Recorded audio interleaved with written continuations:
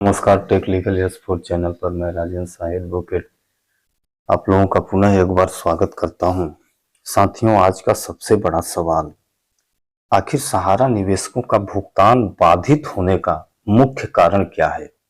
साथियों, सहारा इंडिया का भुगतान अगर देखा जाए तो पूरे देश में लगभग 2010-11 से बाधित है। तो इसलिए इसके असली गुनाहगार आखिर हैं कौन।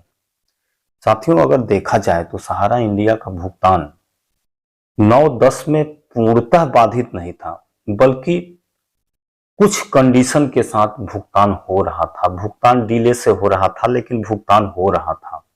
लेकिन थोड़ा बहुत विलंब अवश्य हो रहा था 11-12 के बाद से।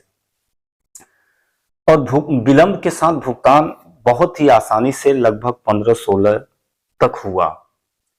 15-16 के बाद भुगतान प्रक्रिया और लंबित होने लगी। जिनका मैच्योरिटी पूछ जाता था उनका पहले जैसे 15 दिन में भुगतान हो जाता था, तो महीना 1.5 महीना का समय लगने लगा। इसके बाद फिर वॉलेट सिस्टम चालू किया गया सहारा इंडिया में, और सहारा इंडिया के द्वारा अपने कार्यकर्ताओं को बोला गया कि अगर आपको भुगतान करना है तो आप फील्ड से पैसा लाइए। आप जितना पैसा लाएंगे उसमें से हम 75% राशि का भुगतान कर देंगे। तो एक तरह से कार्यकर्ताओं के ऊपर ओवर दबाव डाला गया, और कार्यकर्ता बेचारे परेशान थे। तो कहीं ना कहीं से प्रेशर में आके अपने ही नात रिश्तेदारों से या अपने ही जान पहचान वाले लोगों से नया इन्वेस्टमेंट लाते थे और उसमें से 75% राशि का भुगतान करवाते थे। यानी कहीं ना कहीं भुगतान चल रहा था। लेकिन जब से माननीय दिल्ली हाई कोर्ट और ट्रिब्यूनल न्यायालय ने रोक लगाया, तब से भुगतान पूरी तरह से बंद हो गया। आखिर भुगतान पूरी तरह से बंद होने का कारण क्या है, इसका असली गुनाहगार क्या है, कौन है, इस मैटर पर अगर हम बात करें तो आज जैसे जो आंदोलनकारी संस्थाओं के द्वारा खुद यह स्वीकार किया जा रहा है कि अगर यह राशि जो राशि सीआरसी को दिया गया है सेबी के द्वारा, अगर यह राशि सहारा को मिल गया होता तो अब तक में भुगतान हो गया होता। लेकिन यही आंदोलनकारी संस्थाएं, साथियों मैं स्पष्ट रूप से कहना चाहता हूं कि जो भी सोशल मीडिया पर संस्था बनाए हैं आंदोलन करने के लिए, सहारा निवेशकों का भुगतान दिलाने के लिए, इनके बदौलत ही सहारा निवेशकों का भुगतान आज बाधित हुआ है। मैं स्पष्ट तौर से कहना चाहता हूं, अगर ये लोग शुरू से ही ये मुहिम चलाए होते कि सहारा इंडिया का पैसा सेबी के पास फालतू पड़ा है, जो पैसा सेबी के पास पड़ा है उन पैसों का भुगतान हो गया है, तो उस पैसे को सहारा को दे दिया जाए। अगर इन लोगों का इस तरह का मांग शुरू से रहा होता तो सहारा इंडिया को पैसा बहुत पहले ही मिल गया होता। जब से इनका भुगतान बाधित हुआ है या जब से इनका भुगतान लंबित हुआ है, उस समय से ही मांग किए होते तो सहारा को अगर ये 5,000 करोड़ भी मिल गया होता तो पहले जो धीरे धीरे विलंबित से भुगतान हो रहा था वह भुगतान सुचारू ढंग से होना शुरू हो गया होता, और अब तक लगभग सारे निवेशकों का भुगतान हो गया होता। लेकिन आज साथियों एक वीडियो इन आंदोलनकारी संस्थाओं के कोई पदाधिकारी हैं, हम नाम तो नहीं लेना चाहते, लेकिन उनके द्वारा आज यह स्वीकार किया जा रहा है कि जब सरकार को देना ही था, सुप्रीम कोर्ट को देना ही था, तो सुप्रीम कोर्ट ने इतना विलंबित क्यों किया, सुप्रीम कोर्ट पहले क्यों नहीं आदेश दे दिया। यानी आज ये दोषी सुप्रीम कोर्ट को बना रहे हैं और सरकार को दोषी बना रहे हैं, जबकि इन लोगों के बदौलत ही भुगतान में देरी आई है। आज सहारा निवेशक जो पोर्टल के माध्यम से भुगतान कर रहे हैं, बेचारे दिन 2-2 दिन 3-3 दिन सुबह से लेकर शाम तक दुकान में बैठे रहते हैं कि हमारा पंजीयन हो जाए, हमारा पंजीयन हो जाए। वो भी 10-10 हजार रुपया उनका इतना मेहनत करने के बाद भी पैसा मिल रहा है पोर्टल के माध्यम से।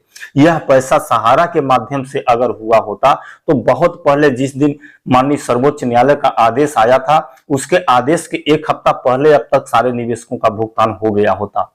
और सहारा ही एक ऐसी संस्था है साथियों, सहारा ही एक ऐसा कारगर उपाय है कि सहारा ही अपने निवेशकों का भुगतान करा सकती है। कैसे करा सकती है? सहारा के पास उसका आइडिया है, उसका भुगतान कराने का जज्बा है। भुगतान कराने के लिए देखिए कुछ ना कुछ करना पड़ेगा। आप एक मुश्त सारे निवेशकों का भुगतान करेंगे तो यह भी संभव नहीं है। देखिए सहारा इंडिया के पास इस तरह का नियम बनाने का भी वो है। सहारा इंडिया पर लोग विश्वास भी करते थे, उस विश्वास के तहत ही पहले भी भुगतान हो रहा था। जैसे हम बता रहे हैं कि 15-16 तक धीमी गति से भुगतान हो रहा था।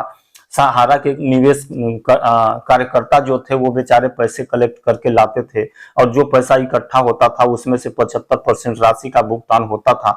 लेकिन यह कहीं ना कहीं निवेशकों को अपने विश्वास में लेते थे कि भाई साहब आपका 4 लाख है तो आप ऐसा कीजिए कि 4 लाख में 2 लाख पुनः निवेश कर दीजिए, 2 लाख ले लीजिए। वह व्यक्ति विश्वास में आकर 2 लाख निवेश कर देता था।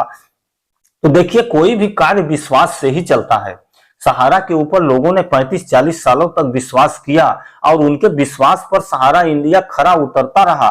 लेकिन विगत 8-10 सालों से ये जो स्थिति निर्मित हुई है, इस स्थिति को निर्मित करने में कहीं ना कहीं ये जो असली गुनाहगार हैं, जो आंदोलनकारी संस्थाएं हैं, किसी भी संस्था के द्वारा यह नहीं बोला गया कि जो सहारा का पैसा जमा है सेबी के पास, सेबी उस पैसे को सहारा इंडिया को रिटर्न कर दे। अगर ये संस्थाएं उस पैसे को सहारा इंडिया को रिटर्न करवा दिए होते तो अब तक में सारे निवेशकों का भुगतान हो गया होता।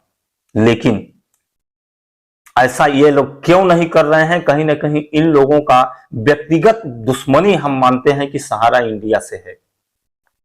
ये लोग जितने भी संस्थाएं हैं, संस्थाओं के जो मेन हैं, इन लोगों का अगर बैकग्राउंड हिस्ट्री देखा जाए तो ये कहीं ना कहीं निश्चित रूप से पहले सहारा इंडिया के या तो कर्मचारी रहे होंगे या टॉप मोस्ट कार्यकर्ता रहे होंगे, थे, ये हम स्पष्ट कह सकता हूं।